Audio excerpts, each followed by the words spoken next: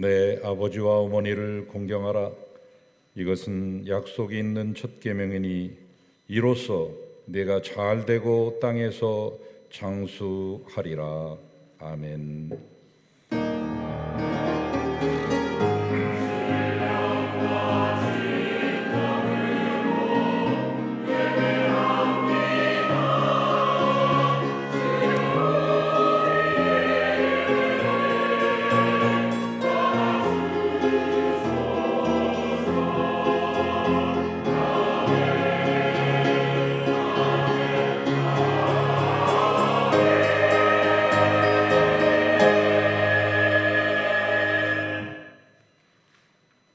진정한 우리의 어버이 되시는 아버지 하나님, 이제 어버이 주일 예배로 5.18 민주화 운동 기념 주일 예배로 하나님께 드리겠습니다. 하나님, 우리의 경배와 찬양을 홀로 받으시고 주 앞에 나온 사랑하는 모든 성도들에게 은총을 주시며 이 역사의 미래 발전과 성장과 성숙이 있게 하소서.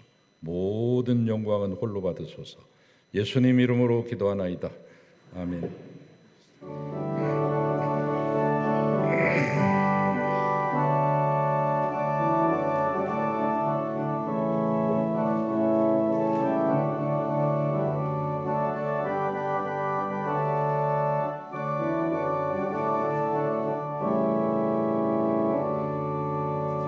찬송으로 보답할 수 없는 금사랑 주님께 영광 할렐루야. 형제자매 모두 함께 찬송해 주님께 영광 할렐루야. 하나님의 자녀여 크게 찬송 부르며 밝고 거룩한 길로 기쁨으로 나아가 그의 보좌 앞으로 어찌 들어가겠네. 주님께 영광 할렐루야. 우리 받은 주님 은혜 한량 없도다. 주님께 영광 할렐루야. 기쁜 찬송 부르면서 천국 가겠네. 주님께 영광 할렐루야. 하나님의 나라 크게 찬송 부르며 알고 거룩한 길로 기쁨으로 나아가 그의 보좌 앞으로 어찌 들어가겠네. 주님께 영광 할렐루야. 잠시 후에 우리 모두 주님 오겠네. 주님께 영광 할렐루야. 영광스러운 보좌 위에 거룩하신 주 주님께 영광 할렐루야. 하나님의 자녀여 크게 찬송 부르며 밝고 거룩한 길로 기쁨으로 나아가 그의 보좌 앞으로 어찌 들어가겠네.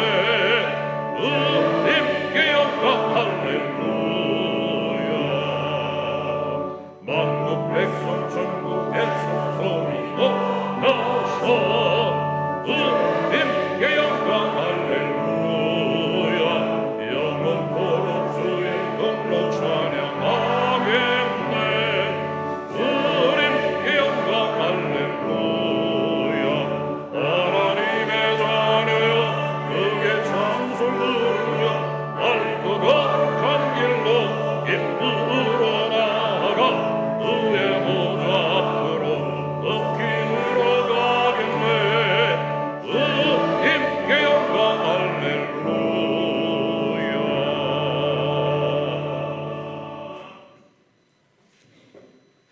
다 같이 우리의 신앙을 사도신경으로 고백하시겠습니다. 전능하사 천지를 만드신 하나님 아버지를 내가 믿사오며 그 외아들 우리 주 예수 그리스도를 믿사오니 이는 성령으로 잉태하사 동정녀 마리아에게 나시고 본디오 빌라도에게 고난을 받으사 십자가에 못 박혀 죽으시고 장사한 지 사흘 만에 죽은 자 가운데서 다시 살아나시며 하늘에 오르사 전능하신 하나님 우편에 앉아 계시다가 저리로서 산자와 죽은 자를 심판하러 오시리라. 성령을 믿사오며 거룩한 공예와 성도가 서로 교통하는 것과 죄를 사해 주시는 것과 몸이 다시 사는 것과 영원히 사는 것을 믿사옵나이다. 아멘. 내 부모를 공경하라.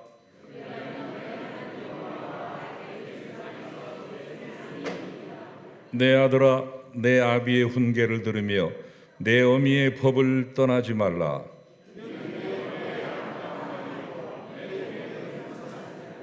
너를 낳은 아비에게 청종하고 내 늙은 어미를 경히 여기지 말지니라.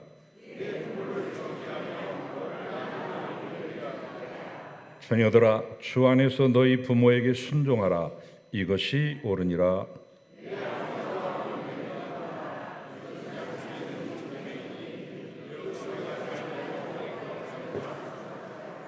아멘. 이제 우리의 주인 되신 하나님께 우리의 죄를 다 같이 고백합시다.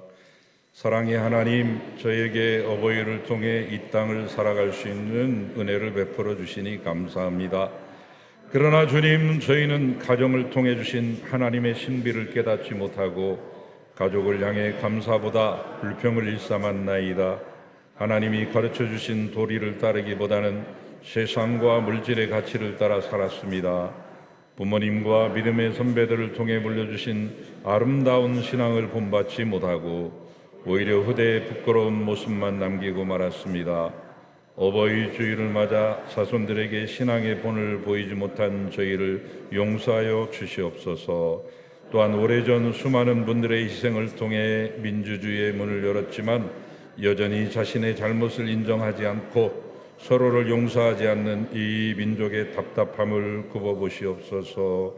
과거의 아픔을 온전히 치유하여 새로운 역사를 펼치지 못한 저희의 죄악을 용서하여 주시옵소서. 예수님의 이름으로 기도합니다. 아멘. 이제 나와 하나님만이 아는 죄를 침묵으로 참회합시다.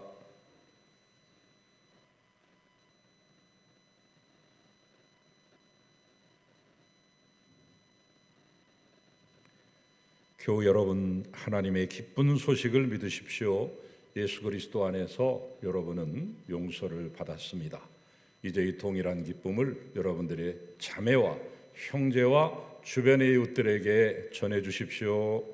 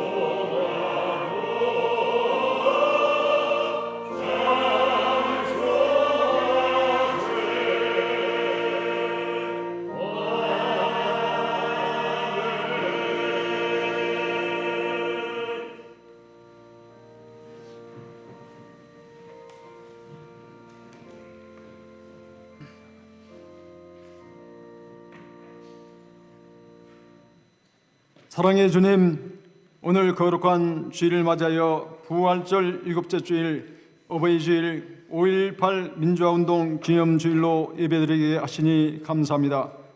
사랑의 주님, 5월은 가정의 달이며 이번 주일은 어버이 주일입니다. 주님께서 우리에게 가정이라는 선물을 주시고 그리스도의 사랑으로 자녀를 양육하며 또 자녀는 부모를 공경하며 믿음의 가정을 통해서 세상에 그리스도의 사랑과 빛을 흘러 보내기를 바라고 계십니다. 그러나 주님, 주님께서 세워주신 우리 가정들이 지금 세상의 가치에 따라 무너지고 있습니다. 부부 간의 사랑과 신뢰와 부모와 자녀 간의 사랑과 존경이 무너지고 있습니다. 주님, 우리가 자녀들을 그리스도의 사랑으로 양육하지 못하고 믿음의 본을 보이지 못하고 세상의 기준에 따라 자녀를 양육했던 죄를 회개하오니 용서하여 주시옵소서. 주님 또한 우리나라는 자살률 1위, 세계에서 가장 높은 저출산율, 보수와 진보의 극한 대립, 세대 간의 갈등과 노소 간의 갈등, 그리고 지역 간의 갈등으로 인해 국민 통합이 이루어지지 않고 있습니다. 이런 갈등과 극한 대립 속에서 우리 한국교회가 그리스도의 사랑과 빛으로 세상에서 선한 영향력을 끼치지 못한 죄를 회개하오니 용서하여 주시옵소서. 우리 한국교회가 절망과 좌절 가운데 있는 사람들에게 희망이 되게 하시고 진리와 생명의 복음을 전하여 다시 한번 부흥할 수 있는 은혜를 허락하여 주시옵소서. 한 영혼을 천하보다 귀하게 여기시고 그리스도의 복음이 땅끝까지 전파되기를 원하시는 주님, 올해도 우리 소암교회가 주님이 주신 사명에 따라 캄보디아 선교를 7월 12일부터 7월 18일까지 가고자 준비하고 있습니다. 국민의 95%가 불교를 믿고 또 집집마다 불상이 있는 캄보디아에 그리스도의 복음과 사랑을 전하여 죽어가는 영혼들이 주님께 돌아온 놀라운 역사 있게 하여 주시옵소서. 주님, 특히 우리 소암교회가 세운 롱사우 소암교회를 중심으로 올해 선교를 하려고 하는데 주님, 롱사우 소암교회가 이번 선교를 통해 더욱 부흥하게 하시고 그 지역을 살리는 중심적인 교회가 될 수 있도록 인도하여 주시옵소서. 사랑의 주님, 우리 소암교회는 환우분들과 연로하신 어르신들이 많이 계십니다. 요아 라파 치료자 되시는 요아 하나님께서 예수 그리스도의 보혈로 안수하여 주시고 치료의 광선을 비추셔서 환우분들이 건강히 회복되게 하셔서 하나님께 영광을 돌리며 간증하는 은혜가 있게 하옵소서. 주님, 우리 교회 어르신들이 5월 14일에 효도 관광을 가십니다. 이번 효도 관광에 참여하시는 모든 어르신들이 건강하고 안전하게 갔다 올 수 있게 하시고 우리 어르신들이 좋은 자연 환경을 보면서 더욱 행복하며 풍성한 교제와 은혜의 시간이 되게 하옵소서. 오늘은 청년들이 청포원으로 야외 예배를 갑니다. 주님, 우리 송암 청년들이 야외 예배를 통해서 하나님의 은혜를 더욱 풍성하게 경험하는 시간 되게 하시고 이 시대에 주님께 더욱 귀하게 쓰임받으며 세상에서도 인정받는 보배롭고 존귀한 주님의 청년들이 되게 하옵소서. 주님, 우리 교회와 성도들 위해서 늘 기도하며 섬기시는 담임 목사님 영육간에 더욱 건강하게 하시고 부부 목사님들과 전도사님들에게 성령의 기름을 부어주시고 은혜를 주셔서 이 시대에 귀하게 쓰임받는 목사님과 전도사님 되게 하옵소서. 오늘 또 정성을 다해 준비하여 주님께 드리는 시온 성가대의 찬양을 주님께서 기뻐 받아주시고 찬양을 듣는 성도들에게는 은혜의 찬양이 되게 하시고 섬기시는 성가대원 한 분 한 분을 주님께서 축복하여 주시옵소서. 오늘 목사님께서 효도는 이렇게 라는 제목으로 말씀을 선포하실 때 듣는 성도들이 진리의 말씀, 은혜의 말씀으로 잘 받을 수 있게 하옵소서. 항상 우리를 사랑하시고 우리와 동의하시며 우리에게 진리와 생명이 되시는 예수님의 이름으로 기도드립니다. 아멘.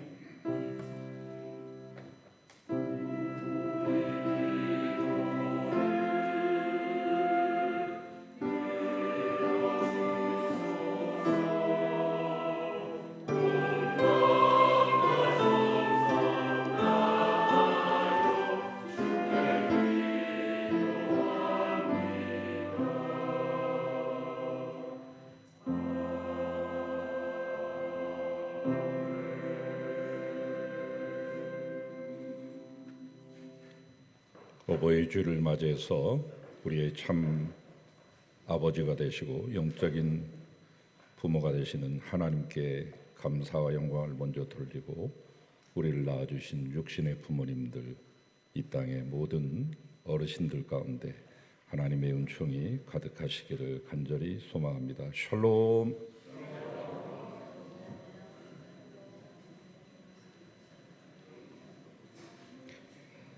어버이 주일을 맞이해서 1부에는 우리 청년들이 임원들 중심으로 나와서 어르신들에게 꽃을 달아드렸고 2부에는 우리 중고등학교 청소년부 학생들이 여러분의 가슴에 존경의 마음을 담아 카네이션을 달아드렸습니다.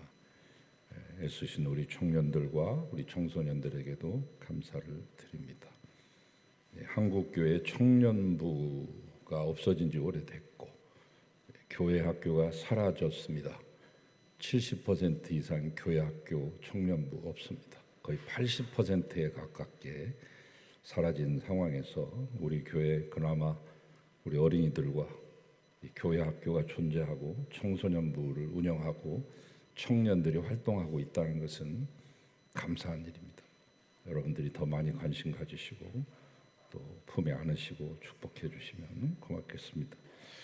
어제 우리 교회 청년들 둘이 거의 한 8년 동안 교제를 하면서 이제 결혼식을 가지게 됐어요. 소상엽 형제와 전은지 자매 이제 새로운 가정을 이루고 예배에 참석했습니다.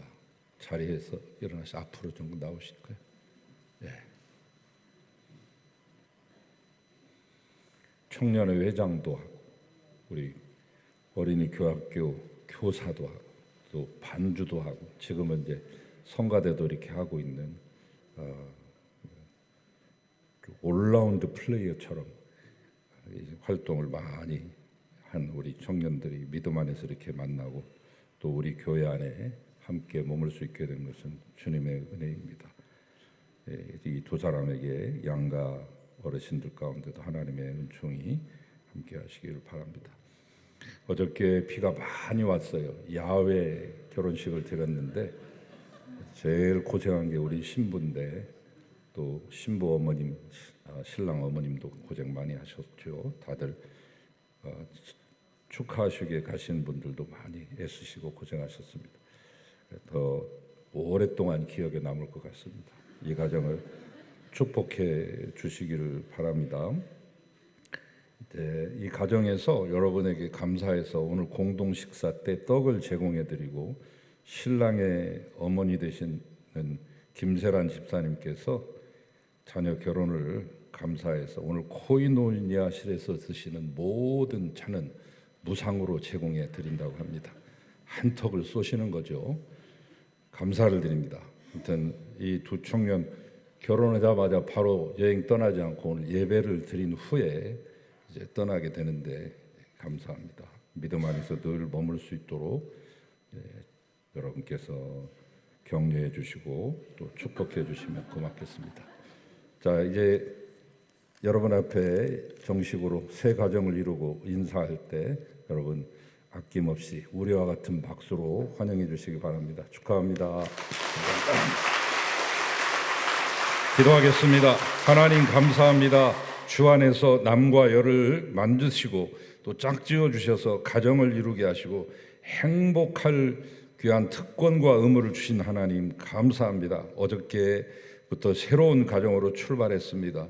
앞으로 아버지 하나님 주 안에서 늘 건강하고 행복하고 존중하고 존경하는 가운데 또 이해하고 높여주는 가운데 지금보다 더 친밀하게 하시고 더욱더 귀한 존재들이 되게 하셔서 귀한 자녀도 허락하여 주셔서 그 자녀들을 통하여 하나님께 더욱더 감사하며 두 사람이 더욱더 가까워지게 하시고 한 몸 이루기에 부족함이 없는 복된 가정 가문 이루게 하소서. 예수 그리스도 이름으로 기도하옵나이다. 아멘. 우리 다시 한번 박수해 주세요. 감사합니다. 고맙습니다.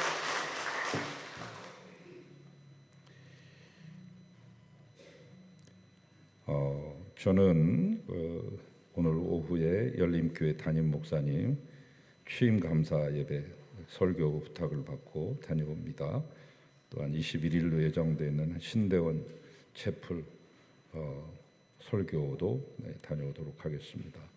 지난번 기숙사생들하고 서귀포 중앙교인들이 또 오셔가지고 한 80명 같이 새벽에 같이 예배를 드리게 됐는데 그때와 또 이번에 한 120명 정도의 학생들이 같이 예배를 드리게 됩니다. 다 목사 후보생들이신데 이분들을 여러분 기도해 주시기를 바라고 우리가 한신대에서부터 출발했던 것만큼 우리의 모태가 한신대인 것을 꼭 기억하시고 또 각별한 애정으로 함께해 주시기를 바라고 이번 특별히 신대원생들 120명 14를 대접하는데 동참해 주시고 후원해 주신 4명의 가정 위하여 감사를 드립니다.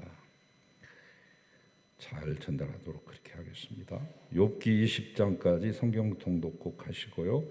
오늘부터 회개 감사합니다. 서류를 제출하시기 바랍니다. 캄보디아 단기 선교 참가하실 분 이제 더 이상 고민할 시간이 없습니다. 오늘이 마지막입니다. 아직도 고민 중에 계신 분들은 기도하시고 오늘 중으로 신청하시기 바랍니다.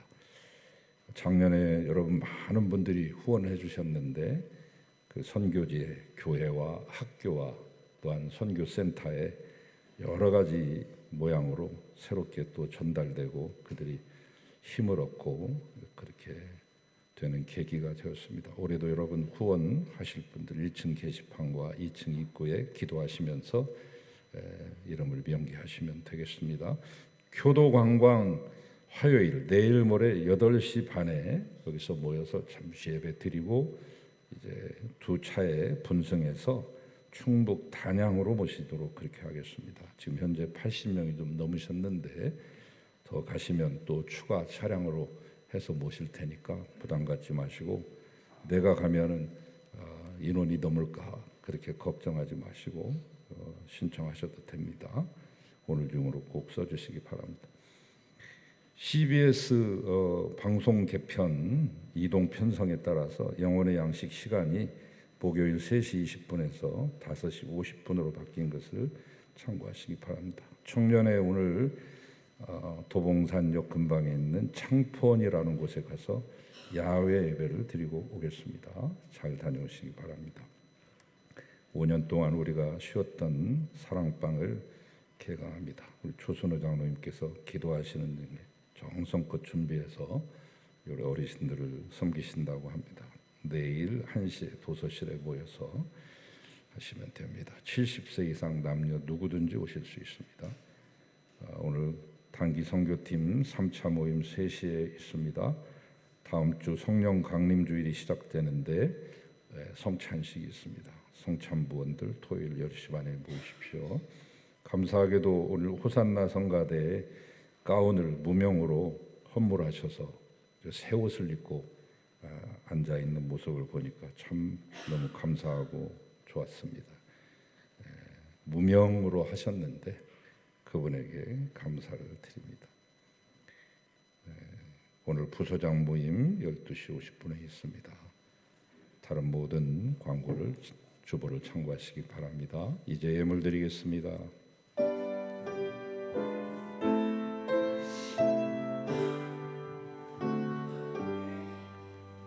나의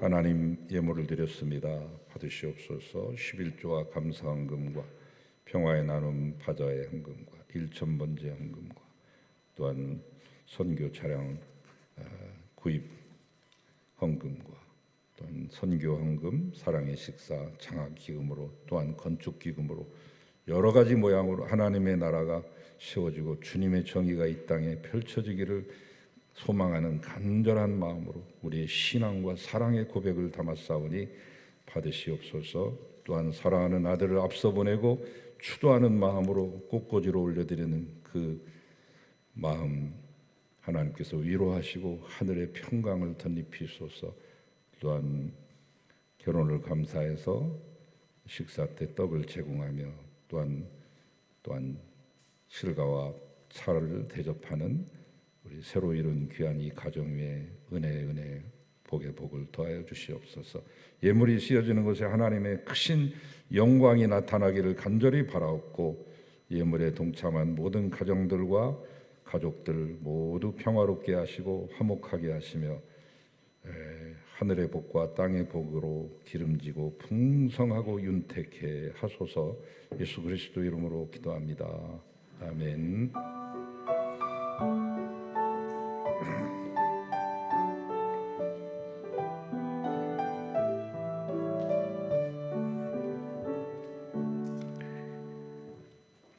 이제 하나님의 말씀을 받겠습니다. 오늘 우리에게 주시는 하나님의 말씀은 창세기 45장 1절에서 5절까지의 말씀입니다. 한 절씩 나눠서 읽으시고 마지막 5절 말씀은 같이 읽겠습니다. 요셉이 시종하는 자들 앞에서 그 정을 억제하지 못하여 소리질러 모든 사람을 자기에게서 물러가라 하고 그 형제들에게 자기를 알리니 그때 그와 함께한 다른 사람이 없었더라.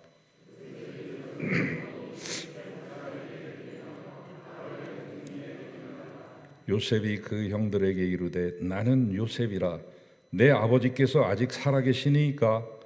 형들이 그 앞에서 놀라서 대답하지 못하더라.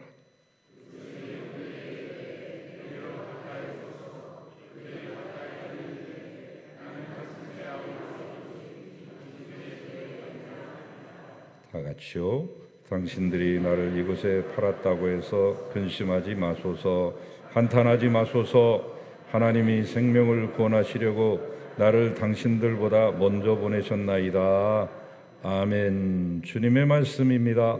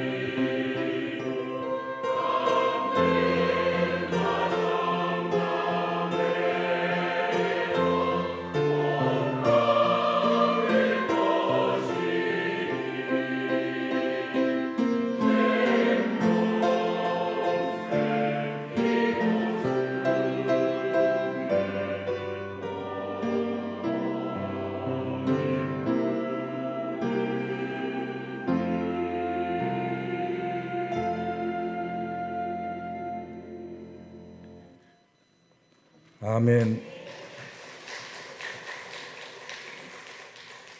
하나님 우리에게 어머니를 주시고 아버지를 주셔서 생명 있게 하시고 사랑받게 하시고 성장하게 하시고 여기에 있게 하셨습니다.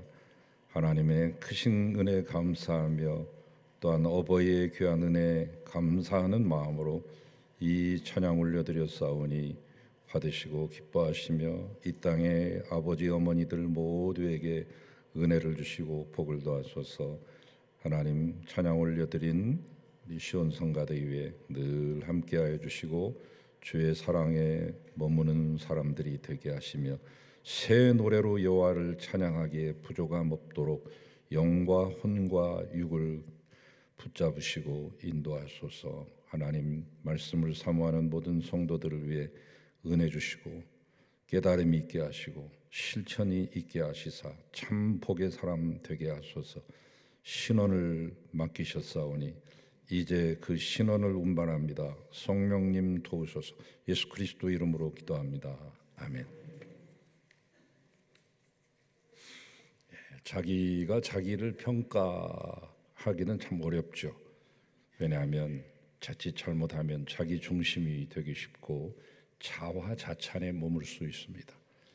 우리나라의 좋은 점을 우리나라 사람들이 얘기하면 국뽕이라고도 말하고 환빠라고 말하기 때문에 외국 사람이 바라보는 우리나라가 더 정확한 촉박한 그런 평가가 될 수 있겠습니다.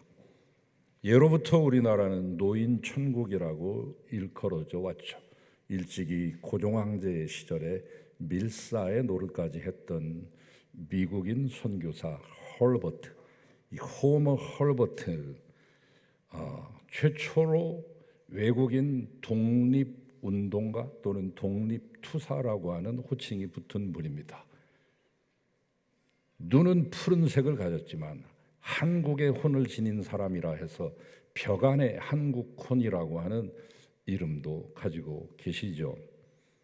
그의 묘비를 보면 한국인보다 더 한국을 사랑했고 자신의 조국보다 한국을 위해 헌신한 사람이라고 하는 묘비명이 쓰여져 있습니다.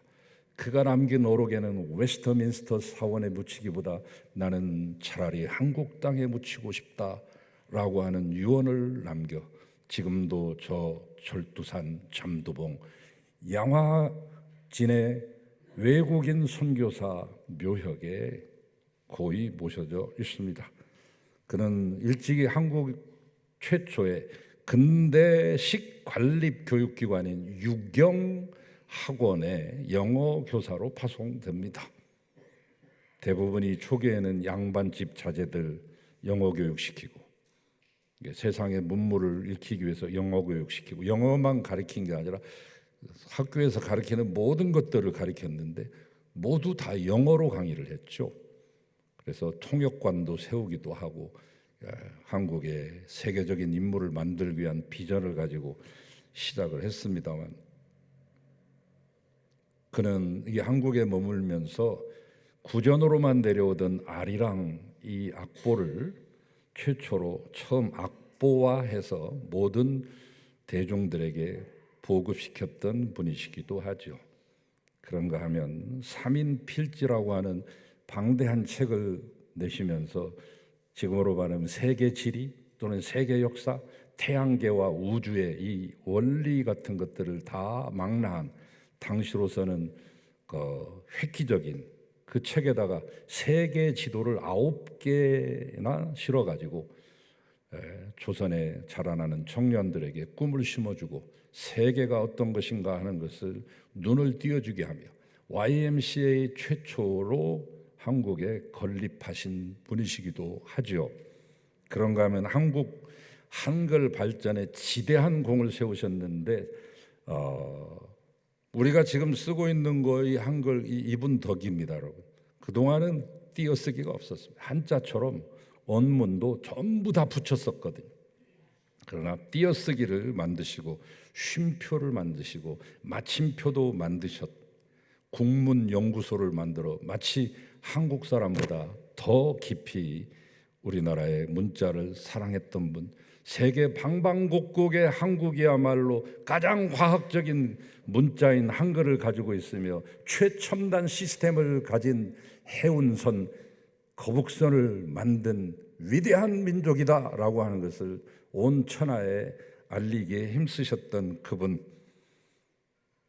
고종이 의지까지 올 때 갈 때 없어가지고 집도 절도 없는 방황하는 풍찬 노숙하는 노숙인처럼 이 나라 저 나라 눈치 보면서 아관 파천해가지고 러시아 공사관에서 몸을 맡기는 이러한 신세 속에 있을 때 오직 믿을 수 있는 사람은 호머, 헐버트, 그 당시 조선과 수교를 맺었던 9개국 모든 공사와 대사들과 긴밀한 관계를 가지고 항상 서신을 전했던 사람은 헐버트였으며 1905년 을사늑약이 일어나기 전에 그가 저 미국의 테오도르 루즈벨트 대통령에게 고종의 밀서를 가지고 미국에 건너가서 그걸 전하려고 시도했던 이도 헐버트이며 1907년 헤이그 밀사 이준과 이상설과 이종 세 사람만이 특사인 줄 알지만 그러나 이 헐버트가 판을 다 깔아놓고 모든 것들을 다 만들어 놓은 그 자리에 그 세 분이 갔고 실제로 그 자리에도 동행했으니 그를 일컬어 제4의 특사라고도 말합니다. 이러한 분이 바라본 조선, 한국, 우리의 대한민국은 어떤 나라였느냐 이런 말씀을 하셨어요. 이 세상에서 관습적인 노인 복지가 가장 완벽하게 된 나라가 조선이다 그렇게 말했습니다. 미국 공사를 역임했던 샌즈도 그 당시 비슷한 분인데 그 회고록에 보면 나의 노년을 위해 나는 다시 조선 땅에 태어나고 싶다. 선교사였던 그 유명한 알렌도 노인과 망인 사이가 단절되지 않는 나라. 망인이라고 하는 것은 돌아가신 분이죠. 노인과 망인이 단절되지 않고 연결되어서 이 세상에서 죽는 것이 가장 두렵지 않는 즐거운 노인 천국이라고 우리 조선을 일컬었습니다. 외국인의 눈에는 우리나라의 노인 공경, 부모 공경의 전통이 마치 노인 천국으로 비춰졌던 게죠. 인류의 역사를 이렇게 집대성해 놓은 그런 책들이 있습니다. 역사 연구. 제가 어렸을 때 저희 아버지 서재에 꽂아 있어서 어린 마음에 모르지만 꺼내가지고 한 권 한 권씩 넘겨봤던 그때 깨달음이 있었으면 얼마나 좋았을까. 이제 10대도 안 된 어린 나이에 그것을 봤는데 이름만 그때는 기억했죠. 역사의 연구, 아놀드 조셉 토인비의 역사의 연구라고 하는 책입니다. 10권짜리 책이고 플러스 2권 요약본까지 하면은 12권인데 26년 동안 저술했고 그것이 마지막까지 수정해서 나오기까지는 무려 40년을 훨씬 넘긴 대역작인데 그것의 포인트는 뭐냐? 서구 중심으로 됐던 역사에서 이제는 동북아를 바라보기 시작했다는 거죠. 세계 이제 유럽에 1차 대전도 있고 2차 대전으로 해서 폐허되고 정신적으로 공허했던 그들에게 이제 희망이 된 것은 동북아였던 거죠. 아놀드 토인비도 그것을 알아서 일본까지 와서 공부도 하고 우리나라 와서 1974년에 동아일보하고 인터뷰를 하고 남기고 갑니다만 공부를 나름대로 하셨던 것 같아요. 우리나라의 고조선 시대의 홍익사상, 홍익인간 제세이화의 사상을 공부하고 오셔서 인터뷰를 하는 중에 나는 21세기가 하나 되어 돌아가는 날이 전 세계가 하나 되어 돌아가는 날이 있다면 그 중심에는 동북아가 있을 것이며 그 핵심 사상은 한국의 홍익인간 사상일 것이다. 이 홍익인간의 사상대로 되면 절대 이 세상이 다툼이 없는 세상이 될 것이다. 21세기에는 한국이 세계를 지배한다. 그런 예언과 같은 말을 남겼는데 그가 와서 효사상은 공부를 못하고 온 것 같아요. 홍익사상은 알고 솔파를 했는데 효사당에 대한 이야기, 부모 공경에 대한 이야기, 어른 공경에 대한 이야기, 한국의 이 가족 대가족 시스템의 가족 관계, 이런 얘기들을 듣는 순간 그는 달깃동 같은 눈물을 뚝뚝 흘리면서 효사상이야말로 인류를 위해 가장 필요한 사상이군요. 한국의 효사상, 효문화를 당신네만 알지 말고 우리 서양 사회에도 부디 전파해 주시오. 이 한마디를 남기고 그가 이제 고국으로 돌아갔었죠. 그가 남겼던 말이 이 말이 있어요. 그때 이 한국의 노인 공경을 부러워하면서 자신의 노년을 꼭 한국에서 보내고 싶다고. 그런 나라가 우리나라입니다. 노인 공경이 이제 뭐 다 무너졌다 이렇게 말하지만 여전히 그래도 전 세계에서 우리처럼 어르신을 공경하는 나라는 지구상에 없습니다. 효라고 하는 개념이 외국에는 없습니다. 유교의 본산지라고 하는 이 중국에는 공자 사상 없습니다. 시진핑만 있습니다. 각 세계 각국의 공자 학원을 세웠지만 그것은 다 스파이들이 활동하는 기관입니다. 일본 유교 사상을 가지고 가서 우리가 그렇게 열심히 가르쳐 줬지만은 천황이나 섬기고 사무라이 무사 계급들이 있으며 지금도 어처구니 없는 그러한 사관에 사로잡혀서 자기들만의 세계에 갇혀져 있는 불쌍한 종족으로 전락하고 말았습니다. 경제만을 말하는 게 아닙니다. 정신 체계가 너무나도 부실합니다. 그나마 우리가 어르신들에게 자리도 양보하고 그랬습니다. 저는 여기에 와서 이제 15년째 살고 있습니다만 밖에 나가는 적이 별로 없죠. 대부분 95%를 수유리에서 지내니까.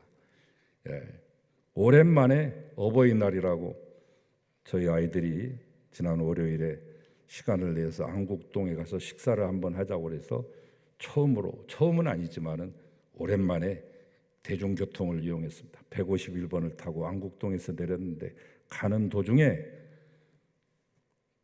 마침 자리가 있어서 저 뒷좌석에 저희 식구들이 앉았는데 앞좌석은 서로 비고 바뀌고 계속 주인이 바뀌는 그런 상황이잖아요. 앉아서 가는 동안 1시간 동안 유심히 살폈는데 앞좌석 하나에 주인이 한 서너 명 바뀌었습니다. 처음에는 한 20대 처녀가 앉아있다가 40대 아줌마가 올라오니까 자리를 양보하더군요. 이 40대가 한 두 정거장을 가다가 자기들보다 더 많은 60대가 나오니까 자기 자리를 양보했습니다. 마지막은 60대 후반이신데 보니까 80대 초반 정도 되는 할머니가 올라오자 그 자리를 양보했습니다. 그 자리의 주인이 4번이나 바뀌는 그 광경을 제가 앉아서 그것을 지켜보고 갔는데 말로 할 수 없는 그런 감동이었습니다. 아직도 우리에게는 희망이 있다. 전 세계에 어디 노인 공경하는 경로석이 따로 있으며 노인을 공경하는 언어, 존경어, 호칭과 존경어, 높임말이 존재하는 나라가 지구상에 어디 있단 말입니다. 이처럼 좋은 노인 천국의 나라, 예전에는 노인만 되기를 그처럼 꿈꾸었던 나라, 빨리 노인 되고 싶어서 노인이 되는 것을 기다렸던 그 나라가 이제는 더 이상 꼭 그렇지만은 않다는 것이죠. 헛기침 하나에 가정의 기강을 잡았던 그 어르신들이 이제는 조용히 뒷방에 앉아서 말 안 할수록 존경받고 조용히 있어야만 눈칫밥을 얻어먹으며 밥 한 술도 더 얻어먹을 수 있는 세상으로 변하게 하고 있는 이 안타까운 현장 속에서 오늘 본문의 말씀은 어떻게 보면 시대착오적인 이야기, 박물관에 박제되어야 되는 이 이야기인지도 모릅니다. 순종하라, 공경하라. 그러나 여러분, 우리는 어르신과 부모를 마땅히 받들고 순종해야 됩니다. 공경이라고 하는 말의 히브리어는 카베드입니다. 무겁다. 이 말은 오직 하나님께만 쓰는 말이었어요. 하나님을 공경할 때만 쓰는 전문 용어, 구별된 용어였다고요. 근데 이 용어를 부모에게는 쓰도록 허용을 해준 거예요. 내 부모를 공경하라. 나를 무겁게 여기듯이 내 부모님도 공경하라. 나를 섬기듯이 높이고 공경하라. 함부로 대하지 말고 업신여기지 말고 멸시치 말라는 것. 부모님을 하나님처럼 존중하고 어렵게 생각하고 두려워하며 무겁게 보셔라. 이 말이 카베드, 이 공경이라는 단어에 담겨 있습니다. 자, 효도는 어떤 것일까? 성경에 효자와 효부들이 많이 등장하는데 대표 주자 2명 있습니다. 하나는 아들로 치면 요셉이고 하나는 이 여인으로 치면 룻이 되겠습니다. 효자와 효부의 대명사. 지난주 제가 요셉을 하나만 더 주삼이라고 하는 뜻이었다. 그래서 요셉이 형편없는 인간처럼 여러분 느껴지셨을지 모르지만 그게 아니죠. 부모의 잘못된 교육의 품 안에 있을 때는 형편없을 뻔했습니다. 그냥 필부에 지나고 그저 그런 인간으로 있다가 잘 먹고 잘 살다가 죽는 재벌 2세쯤 되었을 텐데 하나님은 그 마마보이 파파보이로 전락 직전에 있는 이 야곱을 들어서 아버지의 영향권 밖으로 멀리 떼어놓으심으로, 저 애굽이라고 하는 곳으로 떼어놓으심으로 그때부터 하나님의 친히 역사하시고 훈련시키십니다. 사람을 세우시는 하나님의 독특한 교육 방법이라고 할 수 있죠. 요셉은 거기서 무엇을 배웠을까요? 보디발 군대 장관 집에서 노예 생활하면서 낮아지는 법을 배우며 죄 없이 억울하게 감옥에 투옥됐을 때 아무도 도와주는 이 없지만 바로 그 감옥의 캄캄한 밤에서 하나님을 바라보고 하나님을 의지하는 방법을 몸으로 몸소 익히게 됩니다. 고난을 견디는 힘, 심지가 굳건한 존재.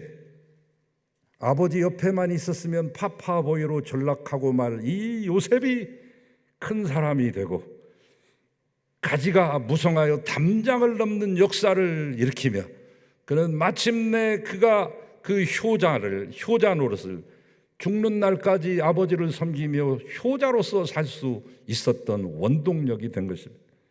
파파보이로 자랐으면 아버지한테 맨 불평불만만 하고 돈 조금 준다고 용돈이 이거밖에 안 되느냐고 형들하고 날마다 쌈박질하고 그러다 형들에게 잡혀서 정말로 죽었을지도 모르는데 요셉은 효자가 됐습니다. 효자가 돼서 무엇을 했습니까? 부모를 기쁘게 해드렸습니다. 정확히 말하면 아버지를 기쁘게 해드려. 엄마는 일찍이 돌아가셨으니까. 춘추 시대 말기 초나라에 노래자라고 하는 인물이 있죠. 평생 자연 속에서 부모님을 모시고 숨어서 산 은둔하는 은자였습니다. 고이가 넘은 70이 넘은 그의 나이에도 부모를 즐겁게 해드리려고 색동옷을 입고 그 앞에서 춤을 추면서 재롱을 부렸습니다. 물사발을 들고 가다가도 괜히 귀뚱거려가지고 일부러 물을 엎질러 들임으로 말미암아 물을 뒤집어 썼을 때 부모님들이 깔깔거리며 웃으실 수 있도록 웃겨드리기도 했습니다. 스스로 개그맨이 된 것이죠. 오직 부모를 기쁘게 하겠다는 일념. 요셉도 어린 시절에 요셉이 머리가 나쁜 사람입니까? 채색 옷 자기만 입고 다니면 형들이 싫어하는 거 다 알고 형들의 시기 질투를 한 몸에 받는다는 것을 알면서도 입혀주신 옷이기 때문에 내가 이 옷을 입어야 아버지가 기뻐한다는 걸 알기 때문에 그 괄시 속에서도 그 옷을 벗지 않았습니다. 무엇보다도 애굽의 총리가 되므로 이 야곱의 말년은 아들 덕에 평화롭게 행복하게 보냅니다. 전 세계에서 긴 강이 있는데 그 리스트 가운데 넘버 2를 차지하는 게 나일강 아닙니까? 나일강이 그 5,000km에 달하는 거라고요. 나일강 주변은 풍요롭습니다. 왜? 물이 범람할 때. 그 중에서 가장 풍요로운 것은 나일강의 하류인 이집트의 그 지중해로 빠져나가기 직전에 있는 델타 삼각주입니다. 그 중에서도 가장 풍요롭고 윤택한 곳은 고센입니다. 바로 그 고센에다가 이거 하나님의 인큐베이터라고 일컬어지는 이 고센 땅에다가 저도 그 땅을 2번 밟아봤습니다만 지금도 관계수로가 쫙쫙 뚫려 있어가지고 그게 벌써 요셉 때부터 된 거라고요. 이 천년 정말 노년을 보내시기 가장 좋은 휴양지와 같고 없는 것이 없이 완벽하게 갖춰진 그 시설에서 이 부모님을, 어머님을, 아버님을 모시게 되죠. 크나큰 기쁨을 안겨드리죠.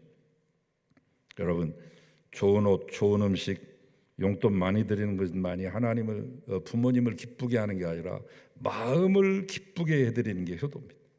마음을 먼저, 그 마음을 헤아리고. 요셉은 부모님께 순종함으로 효도합니다. 어릴 때 형들이 얼마나 미워하고 시기하고 질투하고 해하려고 했습니까? 여러분, 이거 아무리 요셉이 철부지라도 이거 모르겠어요? 아버지가 형들이 지금 들에 나가서 양들을 먹이고 있는데 형 있는 데까지 가거라. 그 하루 이틀 가는 게 아니라 멀리 가는 거예요. 양이라고 하는 계속 움직이면서 가잖아요. 하루 거리가 아니라고요. 집에서 싸준 도시락을 가지고 형들에게 가는 것을 주저하거나 망설이지 않습니다. 무슨 불이익을 당할지, 무슨 해함을 당할지 모르지만 번연히 알면서 순종하며 가는 길이었습니다. 야곱이 죽으면서 요셉에게 유언합니다. 얘야, 나 죽거들랑 내 조상들이 묻히신 저 가나안 땅 막벨라 동굴에 나를 장사 지내주렴. 그러며 아버지, 요셉은 아버지의 말씀에 따라 예하고 순종함으로 국경을 넘는 장례식을 치르죠. 그 기나긴 국경을 넘는 수십 일을 넘는 장례를 치르고 40일 동안 곡하고 수십 일을 걸어서 아버지가 그토록 원했던 조상의 땅에 장사 지내드리고 옵니다. 요셉은 부모님을 봉양함으로 효도했습니다. 요셉이 형들과 재회를 20년 만에 감격적인 상봉을 했을 때 눈물을 흘리며 온 애굽 궁안이 떠내려가도록 펑펑 울면서 그 형들을 붙잡고 제일 먼저 물어본 첫 번째 일성이 뭡니까? 내 아버지는 지금 살아계십니까? 살아계신다는 기쁨의 소식을 듣자 그는 말합니다. 그렇다면 아버님을 모시고 오십시오. 아직 흉년이 끝난다면 5년이나 남았는데 내 아버지와 내 형들과 형수님들과 조카들 그리고 거기 있는 모든 종들까지 아버지 집에 속한 모든 것들을 내가 책임지겠습니다. 마음 있는 곳에 물질이 있습니다. 여러분, 부모님에게 물질 봉양도 잘 해드리세요. 자기 친족, 가족을 돌아보지 않으면 믿음을 배반한 자요 불신자보다 더한 자라고 했습니다. 자주 찾아뵈십시오. 부모는 자식이 늘 보고 싶습니다. 언제나 보고 싶습니다. 손주, 손녀도 보여드리십시오. 가끔 여행도 시켜드리십시오. 여행은 엄청난 비타민이 됩니다. 고운 옷도 챙겨드리십시오. 건강을 보살펴 드리십시오. 맛나는 음식도 대접해 드리십시오. 요셉은 형제 우애를 함으로 효도를 합니다. 원수는 외나무 다리에서 만난다 했던가? 동생이 20년 전에 있었던 그 일로 원수 갚으려고 할지도 모른다는 이 불안감, 공포심에 요셉은 지금 고대 근동 지역에서 가장 막강한 자예요. 바로는 그냥 얼굴 마담일 뿐이지 실제 세력, 실권자는 요셉이라고요. 요셉의 말 한마디에 목이 잘릴 수 있는 그런 절체절명의 상황 속에 사시나무 떨듯 떨고 있는 이 형들을 위로하면서 말합니다. 염려 마세요.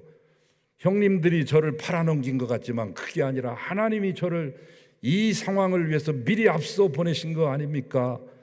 염려 붙들어 매세요. 제가 책임집니다. 형들을 다 용서합니다. 형들과 그 가족들까지 다 돌봅니다. 이 광경을 지켜보는 사람 중에 누가 가장 기뻐하겠습니까? 아비 된 요셉 아닙니까?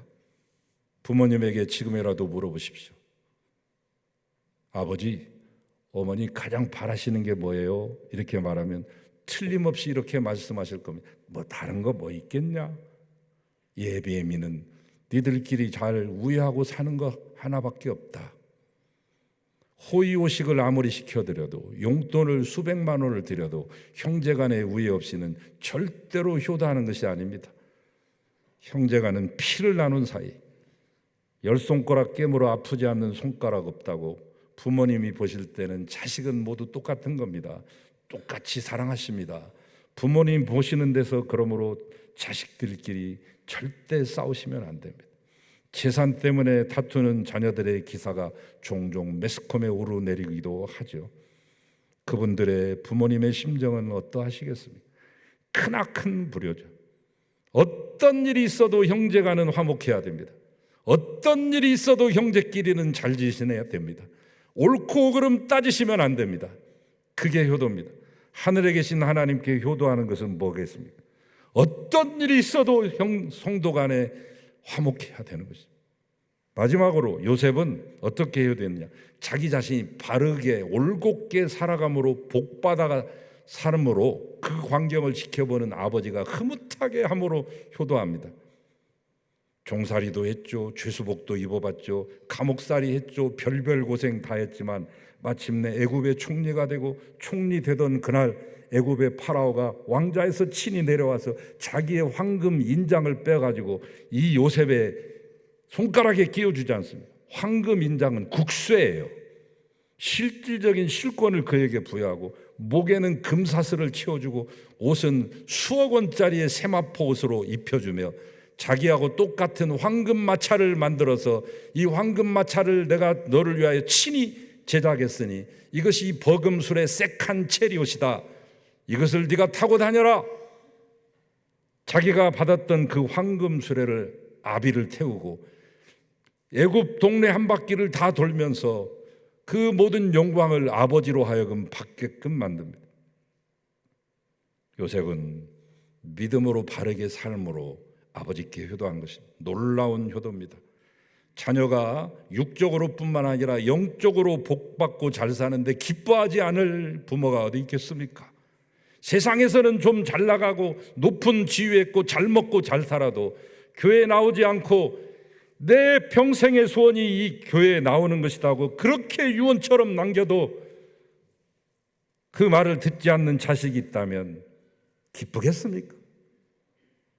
부모님은 자식이 믿음으로 살고 하나님의 영광 드러내며 사회에서 큰 사람으로 살아갈 때, 특별히 올곧은 사람으로 살아갈 때, 많은 사람들에게 좋은 영향을 끼칠 때, 이 사회에 유익을 끼치는 존재가 됐을 때 가장 기쁘고 자랑스러운 것입니다. 요셉은 그렇게 효도했습니다. 그리하여 그 효성으로 말미암아 그의 가정과 그의 가문이, 그의 일족과 그의 민족이, 주변 국가, 이 애굽을 비롯한 주변에 굶어 죽어가는 수많은 주변 국가들이 다 함께 기근에서 살아나는 놀라운 생명의 역사를 일으켰습니다. 그것이 바로 어디서 온 것이냐? 요셉의 효성에서 온 것입니다. 요셉과 같이 여러분 먼저 하나님 아버지 잘 공경하시고 육신의 부모님께 효도하시고 나아가 부모님의 위치에 계신 많은 다른 어르신들을 잘 공경하고 살아가심으로 여러분과 여러분의 가문에 이 땅에서 잘 되고 장수하는 큰 복이 있으시기를 주의 이름으로 축원합니다. 주님 감사합니다. 우리의 가문에 그러한 복이 임하게 하소서. 효성스러운 자녀들이 대대로 배출되게 하여 주소서. 우리도 하나님께 대하여 효성스러운 효자 효녀 되게 하소서. 예수님 이름으로 기도하나이다. 아멘.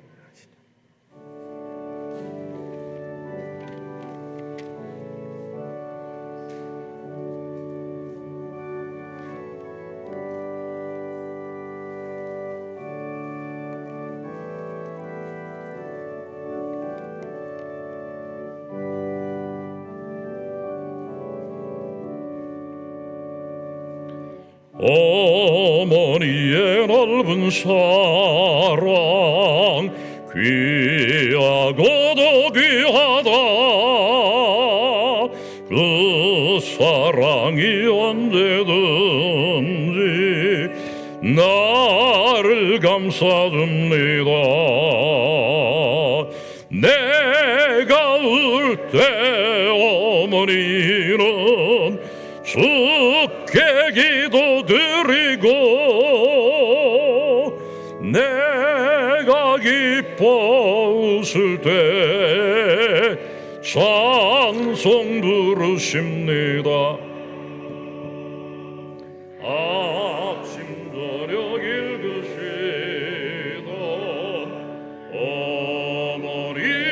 성경책 손때남은 구절마다 모습 본 듯합니다.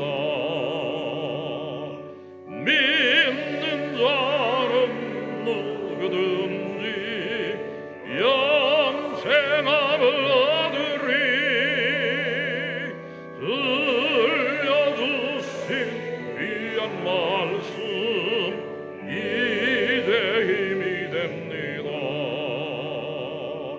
홀로 누워 괴로울 때 애매다가 지칠 때 부르시던 찬송 소리 귀에 살아옵니다.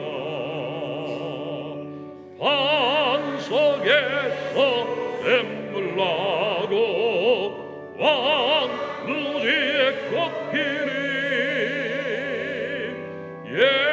예수님과 동행하면 두려울 것 없어라. 오류하고 겸손하며 올바르고 그 세계 어머니의 뜻 받들어 보람 있게 살리라. 풍파많은 세상에서 선한 싸움 싸우다 생명실에 흐르는 곳 길이 함께 살리라. 이제는 아버지의 명을 거역하지 않고 순종하고 죽기까지 자신의 몸을 내어주심으로 우리를 구원해내신 참 효자이신 예수 그리스도의 은혜와 우리의 어버이 되시는 하나님 아버지의 크신 사랑과 우리로 하여금 하나님의 사랑 잊지 않고 육신의 부모님의 귀한 은혜와 사랑하는 어르신들의 귀한 은총을 기리며 잊지 않게 하시고 섬길 수 있도록 도와주시는 성령님의 내주 감화 감동 교제하심이 이 땅의 모든 부모님들과 어르신들 위에 이제로부터 영원히 함께 하시기를 간절히 축원하옵나이다. 아멘.